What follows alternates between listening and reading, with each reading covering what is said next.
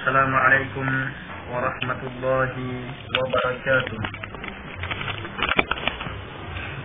Innal hamdalillah nahmaduhu wa nasta'inuhu wa nastaghfiruh wa na'udzu billahi min shururi anfusina wa sayyiati a'malina. May yahdihillahu fala mudilla lahu ومن يضلل فلا هادي له وأشهد أن لا إله إلا الله وحده لا شريك له وأشهد أن محمدا عبده ورسوله.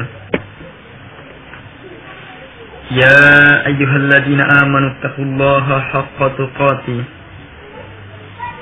ولا تموتن إلا وأنتم مسلمون. يا أيها الناس اتقوا ربكم الذي خلقكم من نفس واحدة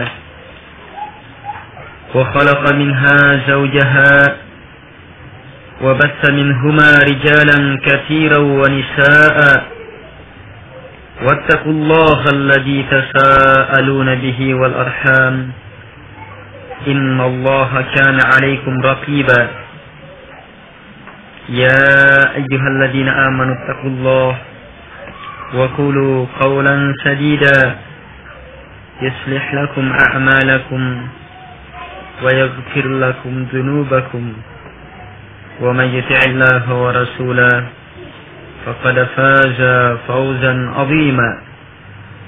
أما بعد فإن أصدق الحديث كتاب الله وخير الهدي هدي محمد صلى الله عليه وعلى آله وسلم وشر الأمور محدثاتها وكل محدثة بدعة وكل بدعة ضلالة وكل ضلالة في النار.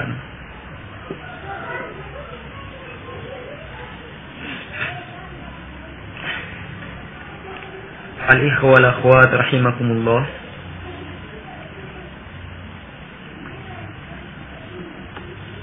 Ibnu Qayyim rahimahullahu ta'ala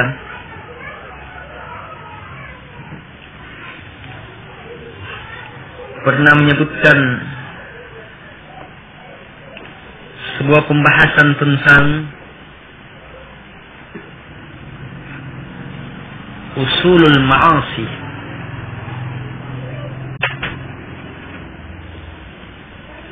asal dari maksiat itu.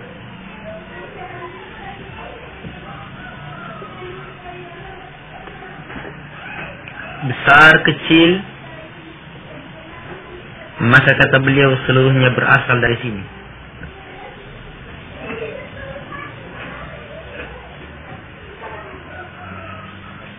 Beliau rahimahullahu ta'ala berkata dalam kitab beliau Al-Fawaid,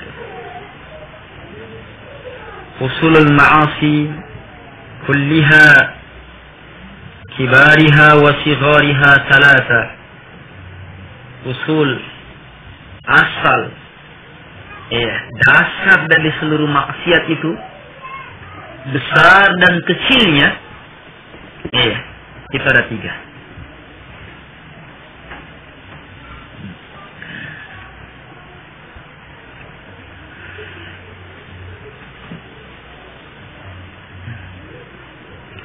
Yang pertama kata beliau, ta'alluqul qalbi bi ghairillah, keterikatan hati kepada selain Allah Subhanahu wa ta'ala. Yang kedua, ta'atul quwwatil ghadabiyah, taat terhadap kekuatan marah. Dan yang ketiga, wal quwwatis syahwaniyah, taat terhadap kekuatan syahwat.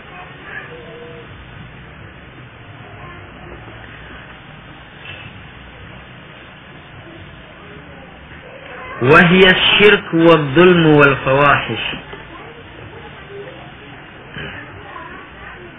3 hal ini itulah kesyirikan, kezaliman, dan al-fawahish.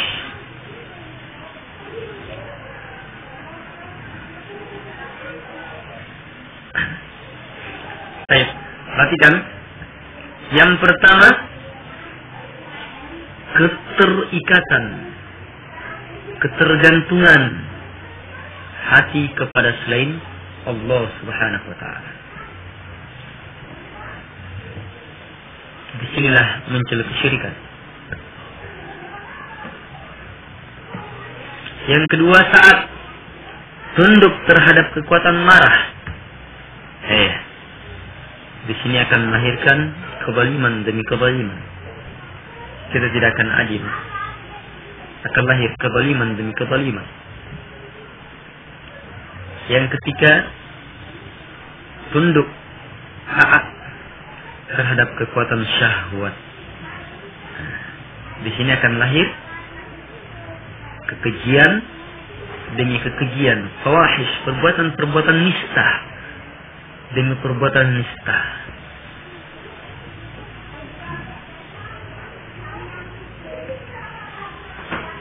فغاية التعلق بغير الله الشرك وأن يدعى معه إله آخر وغاية طاعة القوة الغضبية القتل وغاية طاعة القوة الشهوانية الزنا ولهذا جمع الله سبحانه بين الثلاثة في قوله والذين لا يدعون مع الله إلها آخر ولا يقتلون النفس التي حرم الله إلا بالحق ولا يزنون. Kata beliau, puncak puncak dari keterikatan, ketergantungan kepada selain Allah Subhanahu wa ta'ala, terwujudnya kesyirikan dan diserunya selain Allah, sembahan selain Allah Subhanahu wa ta'ala bersama Allah. Coba perhatikan. Lihat segala macam bentuk kesyirikan. Tidak akan lepas dari ini. Hati sudah terikat, mengharap kepada selain Allah, meminta kepada selain Allah. Kadang selain Allah itu berupa Nabi dan Rasul, kadang berupa malaikat, kadang berupa syaitan, kadang berupa binatang, kadang berupa benda, matahari, langit, pepohonan, kuburan, bebatuan. Ketika hati terikat, mengharap, menggantungkan diri, membesarkan kepada selain Allah Subhanahu wa ta'ala, maka disitulah terwujud kesyirikan.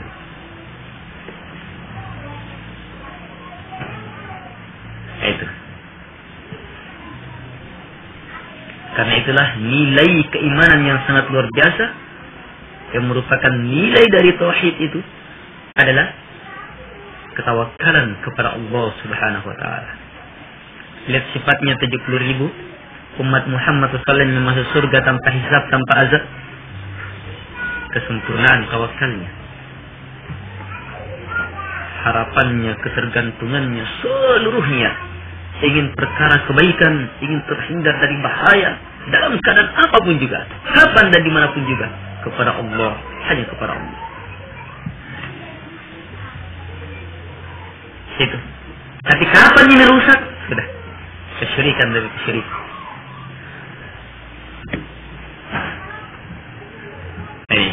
Apalagi ditambah dengan ada yang berbicara. Ada tokoh yang mengatakan bolehnya, ada tokoh yang membenarkan, ada masyarakat juga ikut semua. Sudah. Ketemu sudah. Karena itu ya kuah, perhatikan ketergantungan hati kita kemana. Kepada Allah Subhanahu wa ta'ala, kepada selainnya.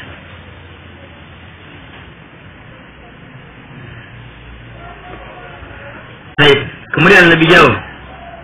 Wa ghayatu ta'atil quwwatil ghadabiyatil qatl. Puncak dari ketaatan terhadap kekuatan marah itu wujudnya pembunuhan, mengalirkan darah yang Allah Subhanahu wa taala haramkan.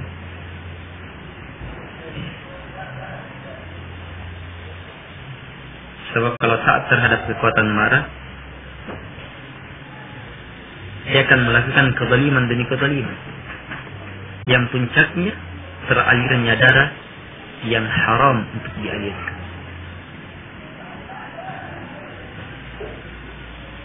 Dan luar biasa jamaah, pembunuhan itu dosa yang pertama dihisab itu, yang berhubungan dengan sesama makhluk.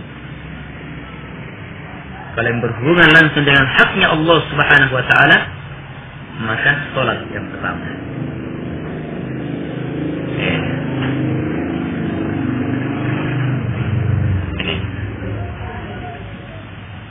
Wa ghayatu ta'atil quwwati syahwaniyah az-zina. Puncak taat terhadap kekuatan syahwat adalah terwujudnya zina. Memperturutkan syahwat, melampiaskan syahwatnya. Iya, syahwat pandangan, pendengaran ini sampai akhirnya terwujud zina. Itu semuanya karena dia tunduk taat terhadap keinginan syahwatnya.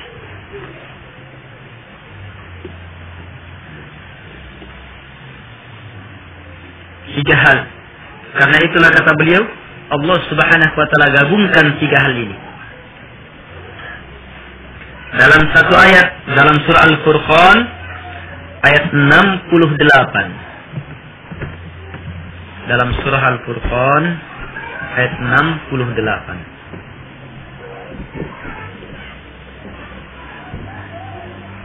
Ayat ini menjelaskan sifat-sifatnya orang-orang yang beriman, sifatnya hamba Allah Subhanahu wa taala. Kalau kita lihat surah ini, sebelumnya disebutkan beberapa sifat, setelahnya juga disebutkan beberapa sifat. Tetapi ayat sebelumnya satu sifat, ayat setelahnya juga. Tapi yang ini, tiga sifat ini dikumpul dalam satu.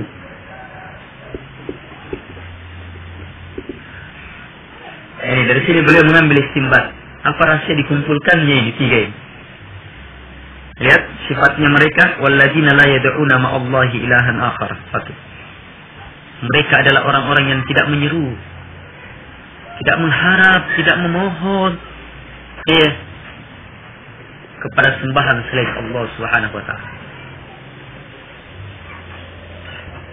Selamatkan dari yang pertama itu.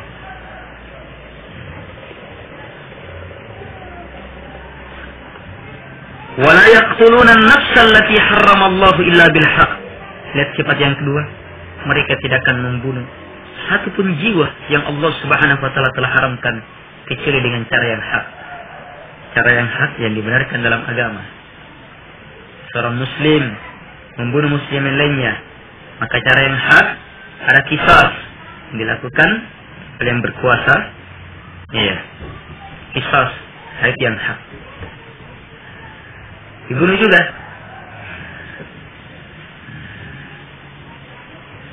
Orang kafir memerangi kaum muslimin, kita balas. Iya. Cara yang hak. Atau beberapa hal yang lain. Ini dengan cara yang hak. Atau kaum muslimin kemudian murtad. Ada hak agama, tidak mau kembali tobat, maka dibunuh seperti ini.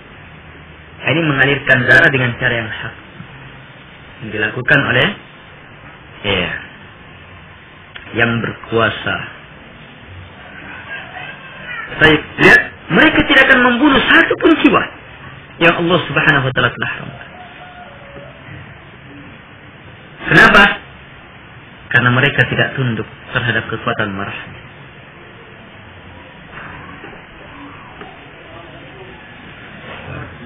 Lihat sifat yang ketiga. Wala yaznun.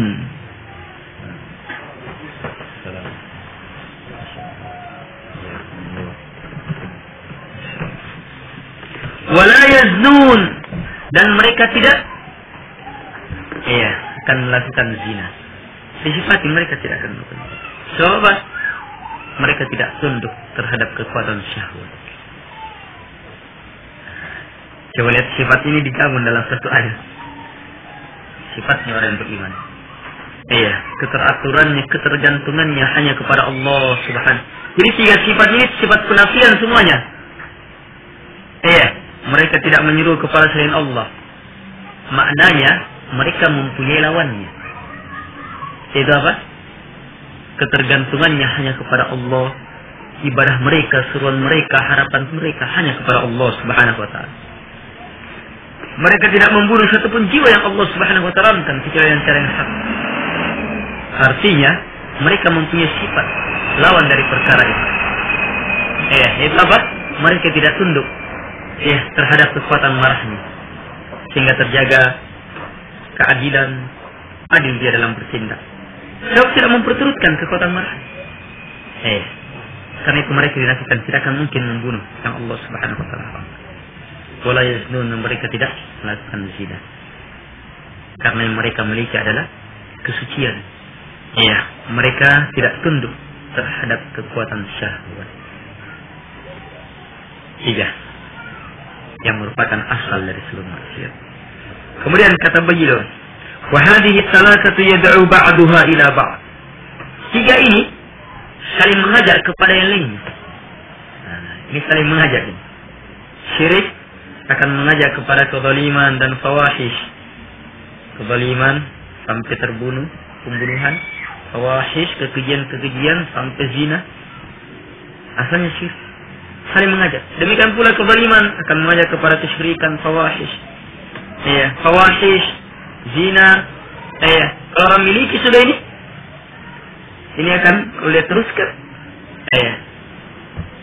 Dosa itu akan menyeret dia kepada kezaliman dan berbagai macam bentuk kesyirikan. Saling mengajak. Sebab dasar sama dasar saling berikat. Dasar maksiat ini, asal maksiat ini saling mengikat. Lihat uraiannya, kata beliau, fasyirku yad'u ila dhulmi wal fawahish kama anna al-ikhlas wa at-tauhid yusarrifuhuma an sahibihi. Qala ta'ala kadzalika linasrif anhu as-su'a wal fahsya innahu min ibadina al-mukhlasin. Surah Yusuf ayat 24. Fasu al-ishq wal fahsya az-zina. Kata beliau, jadi kesyirikan itu akan mengantar orang, akan mengajak pelakunya untuk melakukan kezaliman, taat terhadap kekuatan marahnya, dan sekaligus akan menyeret kepada fawahish, kekejian demi kekejian, perbuatan hina, perbuatan nista demi perbuatan nista, karena taat terhadap kekuatan syahwatnya. Lihat metode pendalilan beliau. Beliau dalili dengan melihat lawannya syirik. Apa lawannya syirik? Tauhid, keikhlasan. Gimana itu tauhid dan keikhlasan, kata beliau?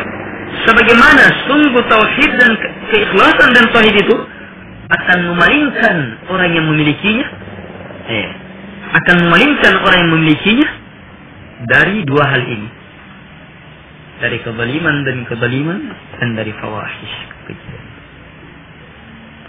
Dalam surah Yusuf ayat 24 Allah Subhanahu wa taala berfirman, kadzalika linasrif anhu as-su' wal fahsya. Demikianlah. Demikianlah linasrifa, supaya kami palingkan dia, hindarkan dia, jauhkan dia dari as-su', kejahatan, wal fahsya, kekejian, kenistaan. Ini Nabi Yusuf ini. Kenapa? Lihat sifatnya sampai dia mendapat penjagaan demikian. Innahu min ibadina al-mukhlasin. Sungguh dia termasuk hamba-hamba kami al-mukhlasin, yang diberikan keikhlasan. selamat. Karena itu kekuatan ikhlas. Maksudnya, kalau mafhum mukhalafahnya, kebalikannya, kalau syirik justru akan mengajak. Sebagaimana tauhid dan keikhlasan itu akan memalingkan. Lihat sini. Lihat Nabi Yusuf alaihissalam. Ajakan. Iya. Kekejian demi kekejian. Iya. Untuk melakukan kejahatan. Masya Allah. Allah subhanahu wa ta'ala selamatkan. Iya. Nabi Yusuf berhasil mengontrol kekuatan syahwatnya, kekuatan marahnya. Sebab apa? Karena keikhlasannya, ketergantungannya hanya kepada Allah subhanahu wa ta'ala. Allah subhanahu wa ta'ala menyatakannya, kadzalika linasrif anhu as-su'a wal fahsya. Demikianlah kami palingkan dia, selamatkan dia, hindarkan dia, jauhkan dia dari kejahatan, masa di dalamnya kezaliman, pembunuhan, dan dari al-fahsya, kekejian, zina dan yang semisal, minuman dan yang semisal. Kami palingkan dia, selamatkan. Kenapa? Innahu min ibadina al-mukhlasin. Sungguh dia termasuk hamba kami al-mukhlasin, diberikan keikhlasan.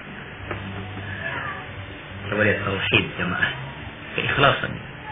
Kalau hal ini sudah tertanam, perhebat dan perhebat, dia akan menjadi kekuatan untuk menghentikan kegiatan-kegiatan yang merupakan lontaran syahwat, atau kegiatan-kegiatan yang merupakan lontaran karena tunduk terhadap kekuatan marah.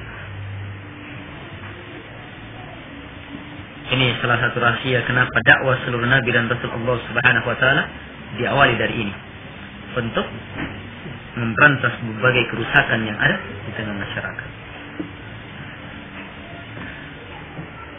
Ini. Baik. Wa kadzalika dzulm yad'u ila syirki wal fahisha. Demikian pula kezaliman. Kezaliman itu akan mengajak kepada kesyirikan dan fahisha. Saling mengajak. Kenapa? Fa inna syirka adlamu dzulm. Kama anna a'dal al-adl at-tauhid wal adlu qarin at-tauhid wal zulm qarin asy-syirk wa li hadha yajma'u subhanahu bainahuma. Amma al-awwal fa fi qawlihi shahida Allah annahu la ilaha illa hu wal malaikatu wa ulul ilmi qa'iman bil qist. Wa amma ath-thani fa fi qawlihi inna asy-syirka la zulmun 'adzim. Sekarang asal yang kedua. Al-maksiat yang kedua itu kezaliman. Kenapa sampai ada ini kezaliman? Karena taat terhadap kekuatan marah. Yang puncaknya terjadi pembunuhan. Kezaliman terhadap hamba yang sangat besar, mengalirkan darah mereka. Kezaliman ini akan menyeret kepada kesyirikan, akan menyeret kepada berbagai perbuatan keji dan nista, fahisha. Lihat metode pendalilannya. Karena kata beliau, kesyirikan itu adalah kezaliman yang paling besar. Sebagaimana tauhid itu adalah keadilan yang paling adil. Iya, bisa dipahami. Kesyirikan adalah kezaliman yang paling besar.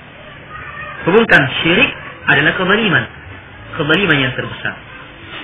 Jadi kezaliman saat terhadap kekuatan marah, kezaliman melahirkan kezaliman ini akan mengantar kepada yang besarnya. Itu syirik. Jelas hubungannya kan? Sebagaimana keadilan itu adalah tauhid, bahkan dia adalah keadilan yang terbesar. Jadi kata beliau, keadilan itu bergandengan dengan tauhid. Adil itu lawannya kezaliman. Dia akan bergandengan dengan tauhid. Jadi kalau keadilan akan mengantar kepada tauhid, maka demikian pula kezaliman akan menyeret kepada kesyirikan.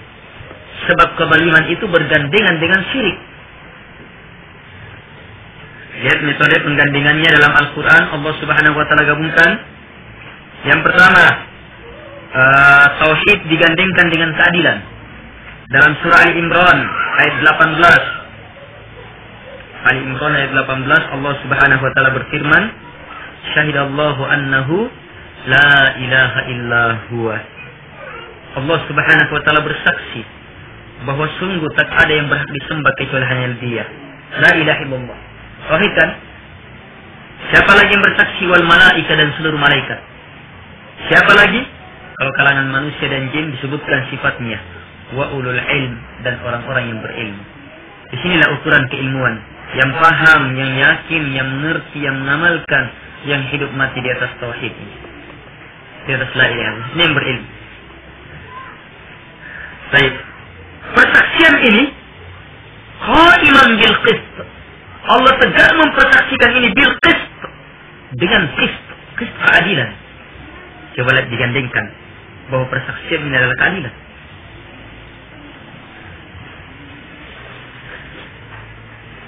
Sebagaimana kebalikannya, penggandengan kesyirikan dengan kezaliman dalam surah Luqman ayat 13 yang sering kita dengar, inna syirka la zulmun azim. Sungguh kesyirikan itu betul-betul merupakan kezaliman yang paling besar. Jadi jelas itu pendalilannya. Kenapa kezaliman bisa mengajak kepada kesyirikan? Bisa kita lihat dari dua sisi.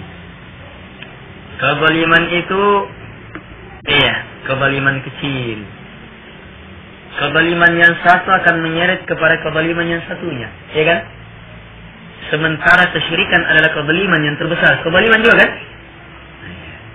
Menzalimi hak-haknya hamba, kita akan menyeret akhirnya menyerahkan haknya Allah Subhanahu wa taala kepada selain Allah. Menyerahkan ibadah kepada selain Allah. Menyerahkan permohonannya kepada selain Allah. Menyerahkan ketawakalannya kepada selain Allah.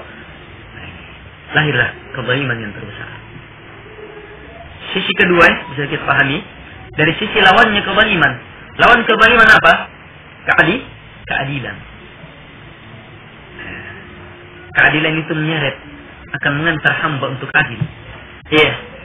Adil dari satu keadilan ke keadilan yang lainnya, dari satu keadilan kepada keadilan yang lainnya, sampai akhirnya dia mampu mewujudkan keadilan yang terbesar, yaitu mentauhidkan Allah Subhanahu wa taala, menyerahkan keadilan yang terbesar bahwa hak ibadah itu hanya milik Allah Subhanahu wa taala, sehingga harapannya, ketergantungan hatinya betul-betul kepada Allah Subhanahu wa taala yang menguasai dan memiliki segalanya. Inilah yang paling adil dalam bersikap.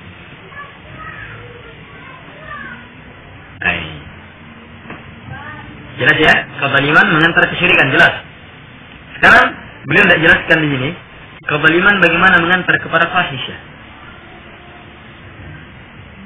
Saya bisa mudah dipahami. Lihat orang-orang yang suka memukul, lihat orang-orang yang suka membunuh. Lihat preman-preman, dialah yang memenuhi tempat terbat. Kekejian itu. Dia memenuhi tempat-tempat kekejian. Minuman-minuman, gunakan obat terlarang, wanita, berbagai kekejian demi kekejian, kenistaan demi kenistaan, cicik, berbagai perbuatan yang cicik. Kamu melihatnya, itu karena kezalimannya, saling mengikat, saling mengajak. Jelas ya?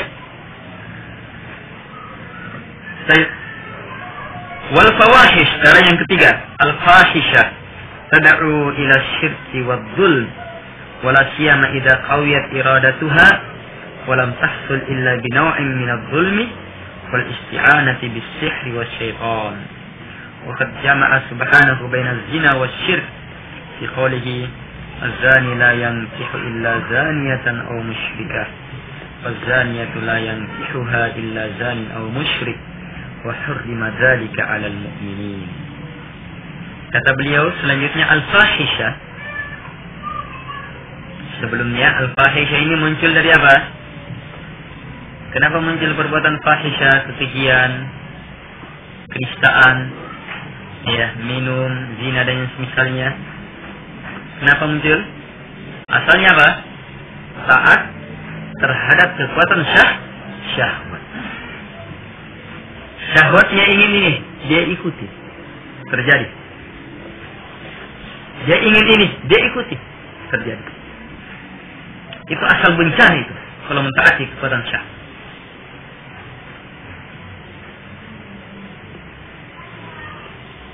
Tidak dilarang ya dalam perkara yang dibenarkan. Ada syahwat yang memang merupakan tabiat. Karena itulah dihalalkan nikah, disalurkan dengan pernikahan. Dihalalkan minuman-minuman yang halal, dihalalkan makanan-makanan yang halal. Iya.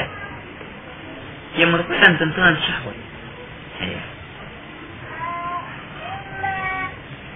Lihat agama Allah Subhanahu wa taala mulianya. Luar biasa banyaknya yang halal. Iya.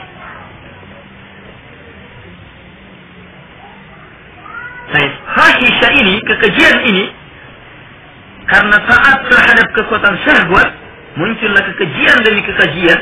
Ini akan menyeret kepada kesyirikan dan kezaliman. Sebab asalnya itu, tiga hal ini akan saling menyeret, saling mengajak. Tiga hal ini akan saling mengajak, tidak akan saling lepas.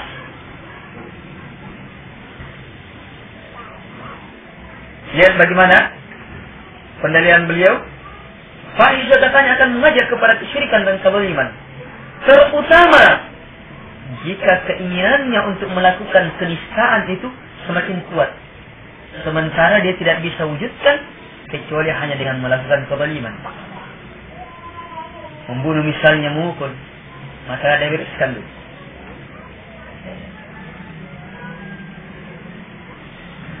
Terjadilah kezaliman.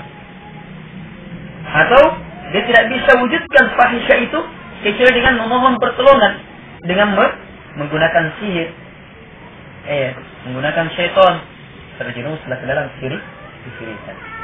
Lihat. Dan contoh, ada orang yang tidak bisa menahan kotoran syahwatnya sama wanita. Cinta betul sama seorang wanita.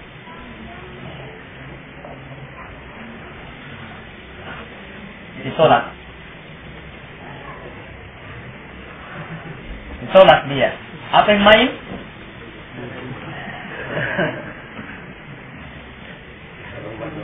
Marah dia, mau berkelahi, mau ini, terjerumus ke dalam kezaliman, memukul, membahkan adat, membunuh. Banyak sekali permasalahan karena ini. Lihat bagaimana mentaati keketahuan syahwat, akhirnya terjerumus mentaati jiwa kekuatan marah kepada kezaliman. Ada orang yang kecanduan terhadap obat. Wah, dia ingin minum, mau ini, mau, tapi tidak ada uangnya. Sudah mendolimi orang tuanya, dirampok orang tuanya atau orang lain yang dirampok, terjerumus ke dalam kezaliman. Kenapa? Dia tunduk terhadap kekuatan syahwat. Suka sama wanita, itu kezaliman ya. Fahisyah mengajak kepada kezaliman, kepada kesyirikan. Dia telah contohkan. Suka sama wanita, akhirnya gunakan dukun, gunakan sihir. Asalnya karena taat terhadap kekuatan syahwatnya, akhirnya terjerumus ke dalam perbuatan syirik. Jadi saling mengajak. Karena itulah kata beliau, Allah Subhanahu wa taala, lihat, Allah Subhanahu wa taala sungguh telah menggabungkan antara zina dan kesyirikan. Sebab memang saling mengajak, ada tabiat yang sama itu. Lihat digabungkan dalam surah An-Nur ayat 3. Allah Subhanahu wa taala berfirman, "Az-zani la yankihu illa zaniyatan aw musyrikah." Lelaki pezina tidak akan menikah kecuali kepada wanita pezina dan wanita musyrikah. Wanita pezina atau wanita musyrik. Coba lihat syariatnya disamakan. Walaupun hukumnya beda, kata nilai yang sama, saling mengajak.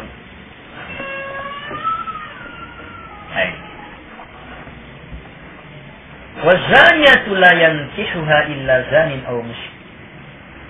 Dan wanita pezina tidak akan ada yang menikah dia kepadanya kecuali zanin, lelaki pezina, atau musyrik, lelaki yang musyrik. Lihat. Ini hukum bagi orang-orang yang mukmin. Wa hurrima dzalika 'alal mu'minin, dan hal ini diharamkan kepada orang-orang yang beriman. Sebab orang yang beriman keterikatannya hanya kepada Allah. Orang beriman itu mencintai kesucian. Iya, maka mereka mendapatkan yang lain. Baik, perhatikan jemaah. Titik penilaiannya di sini, zina dan kesyirikan Allah gabungkan. Iya. Kenapa? Sebab zina taat terhadap kekuatan syahwat itu akan menyeret kepada kesyirikan. Sebagaimana kesyirikan juga menyeret seorang kepada lebih jauh kata beliau, wa hadhihi thalathatu yajurru ba'daha ila ba'd wa ya'muru ba'daha bi ba'd wa li hadha kullama kana al-qalbu ad'afa tauhida wa 'azama syirka kana aktsara fahishatan wa 'azama ta'alluqan bis-surati wa ishqan laha. Tiga hal ini saling menyeret, menjatuhkan sebagiannya kepada yang lainnya. Sebagiannya akan memerintah kepada sebagiannya. Karena itulah kata beliau, kapan hati semakin lemah tauhidnya, maka akan semakin besar kesyirikan, yang mana hal ini akan semakin menyeret dia ke dalam fahisha demi fahisha, ke dalam kezaliman demi kezaliman, kejahatan demi kejahatan. Mau selamat dari kejahatan dan dari al-fahsya, bermantap tauhid.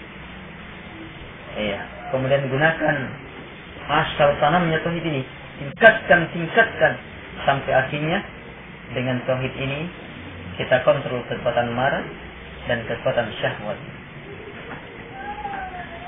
Sehingga akhirnya marah kita karena nilai tauhid, marah karena Allah. Hebatnya kalau orang sampai marah karena Allah.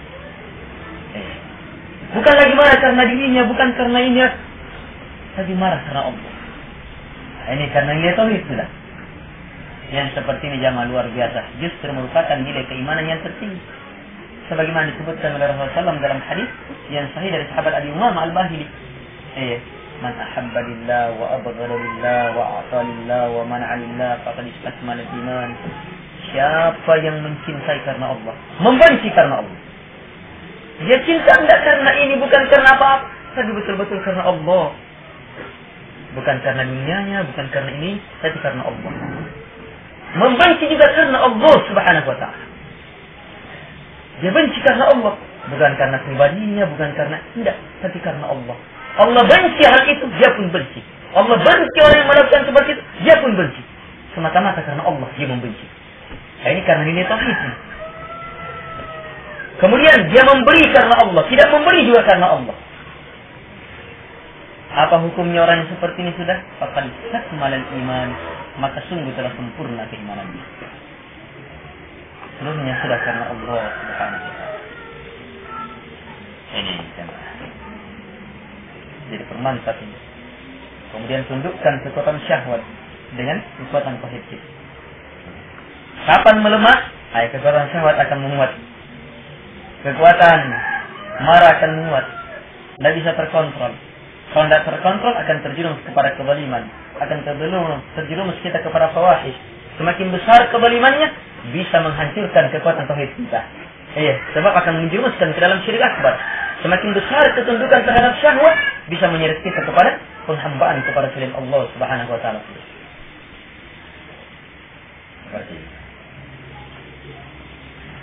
Kata beliau, ayat seperti ini atau pembahasan seperti ini sama semisal dengan firman Allah Subhanahu wa taala yang terdapat dalam surah Asy-Syura ayat 36 sampai 37. Allah Subhanahu wa taala berfirman, "Fama utitum min syai'in famata'ul hayatid dunya wa ma 'indallahi khairu wa abqa lil ladzina amanu wa 'ala rabbihim yatawakkalun."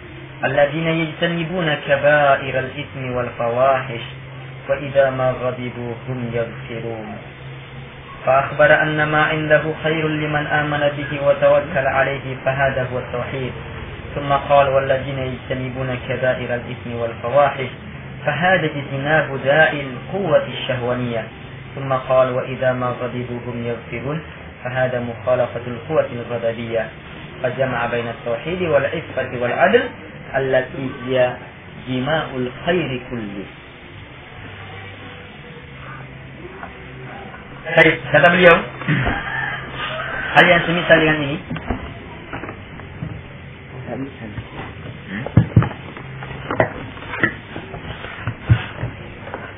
hal yang semisal dengan ini, firman Allah Subhanahu wa taala yang terdapat dalam surah Syura, "Fama utitum," dan apapun yang diberikan kepada kalian, min syai' berupa apapun, famasa'ul hayatid dunya, maka itu hanyalah perhiasan dunia.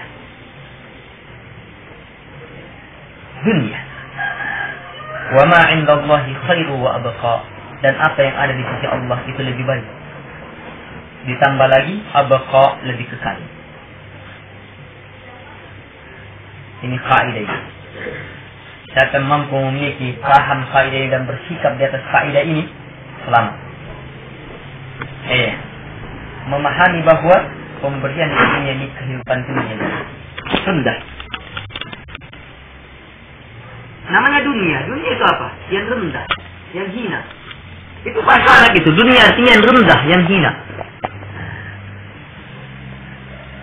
Uang itu rendah, hina asalnya. Nanti dia bermanfaat ketika diperoleh dengan jalur agama dan dibelanjakan dengan jalur agama, dengan cara yang halal dan dibelanjakan dengan jalan Allah. Bukan karena semata-mata uang yang mendatangkan manfaat, karena dihubungkan dengan agama baru bermanfaat. Harta apapun asalnya rendah, nanti bermanfaat ketika itu agama. Wa ma 'indallahi khairu wa abqa. Adapun apa yang ada di sisi Allah di negeri akhirat, khair, lebih baik. Berapa kali lebih baiknya? Oh, tidak bisa. Tidak ada yang bisa batasi sampai berapa kalinya dunia beserta isinya. Tidak ada yang bisa batasi. Ditambah lagi, wa abqa, kekal dengan selama-lamanya. Kalau di dunia sudah kenikmatannya terbatas, tidak kekal lagi. Itu pun pemanfaatannya terbatas. Apa kita nak makan? Nanti ketika lapar saja itu. Kalau sudah kenyang, biar semakin enak makan, tidak bisa lagi. Kalau dia paksakan masuk akan keluar. Kenikmatan apapun di dunia itu saat saja. Itu pun kalau sudah sakit, makanan apa di depan? Bahkan ada yang penyakit, cium makanan enak, muntah. Coba lihat.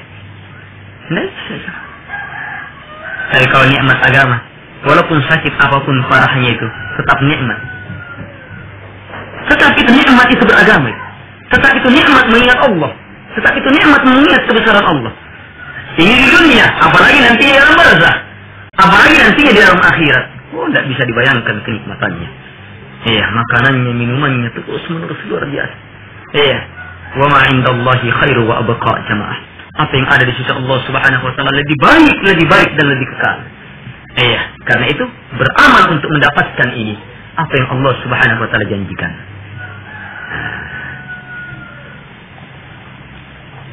Baik, prinsip ini hanya dimiliki oleh orang-orang yang mempunyai 3 sifat itu. Lihat dalilnya lanjutannya. Lillazina amanu wa ala rabbihim yatawakkalun. Itu satu.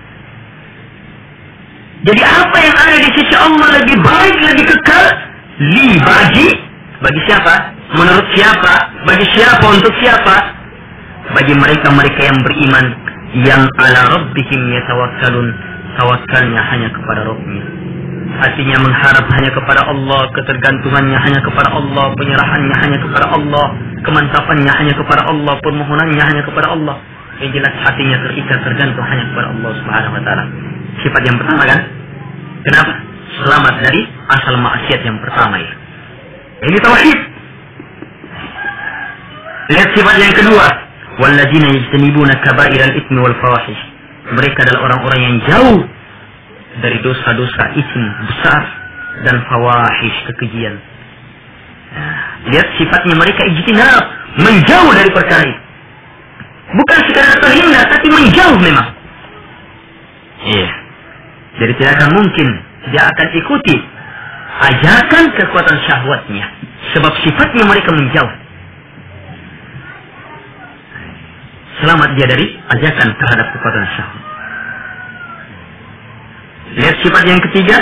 Wa idza ma ghadibuhum yaghfirun. Dan jika mereka dibuat marah, hum yaghfirun. Mereka memberi maaf. Coba lihat. Maaf. Berhubungan dengan harta mereka, pribadi mereka, marah mereka ya wajar. Tetapi sifat maaf mereka Masya Allah luar biasa. Kenapa? Sebab mereka mempunyai sifat menyelisihi kekuatan marah. Ketika hal itu yang berhubungan dengan pribadi. Tapi ketika yang berhubungan dengan agama, maka itu marahnya karena Allah. Nah itu nilai agama itu, nilai keimanan itu. Kita marah terhadap kesyirikan karena Allah marah terhadap perbuatan itu. Kita benci terhadap kezaliman, benci terhadap perbuatan dan orang yang melakukan apa yang Allah Subhanahu wa taala benci, kita pun benci. Maka ini benci karena Allah Subhanahu wa taala, tidak berhubungan dengan pribadi. Tapi ketika berhubungan dengan pribadi, hum yaghfirun. Mereka memaafkan. Dan mereka tidak mau tahan kekuatan marah. Jadi mereka yang akan mendapatkan yang lebih baik, yang lebih kekal di sisi Allah Subhanahu wa taala, mereka yang mengumpulkan 3 sifat ini, yaitu mentauhidkan Allah, kemudian iffah, menjaga kesuciannya, sebab menghindarkan diri dari berbagai macam kekejian, dan yang ketiga adil dia, selamat dari kekuatan, taat terhadap kekuatan marahnya. 3 hal ini kata Ibnu Qayyim adalah jima'ul khair, pengumpul seluruh kebaikan, tauhid, kesucian, dan keadilan. Lawannya asal dari maksiat itu. Asalnya kan apa? Asalnya syirik, taat terhadap ketergantungan kepada selain Allah. Kan? Lawannya apa? Tauhid. Apalagi asal maksiat yang kedua, taat terhadap kekuatan syahwat. Taat terhadap kekuatan syahwat, melahirkan kekejian, fahisyah. Lawannya apa? Kesucian, iffah. Ini sifat iffah. Memang tabiatnya kesucian, tidak mau yang jijik-jijik.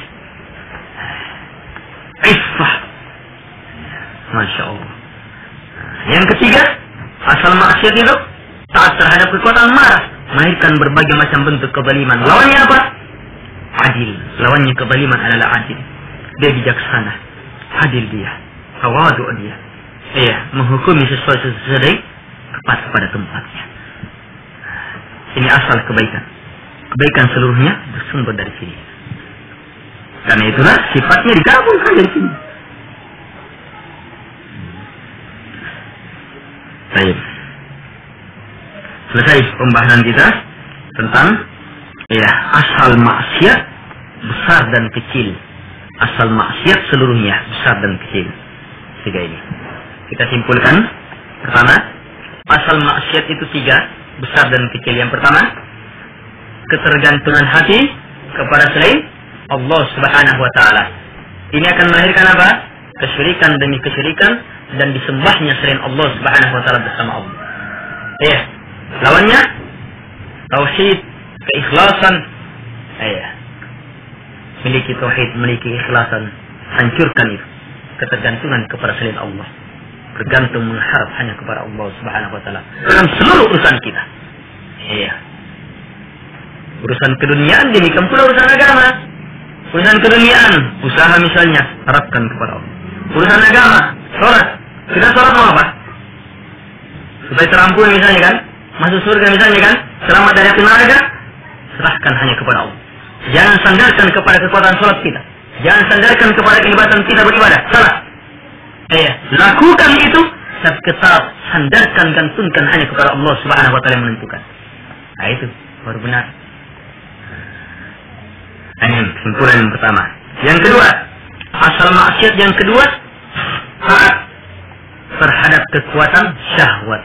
Nah di sini muncul berbagai macam pelanggaran-pelanggaran yang puncak-puncaknya zina. Lawannya adalah kesucian jemaah. Menjaga iffah, kesuciannya. Memang tabiatnya kemuliaan. Tidak suka yang jijik, yang nista.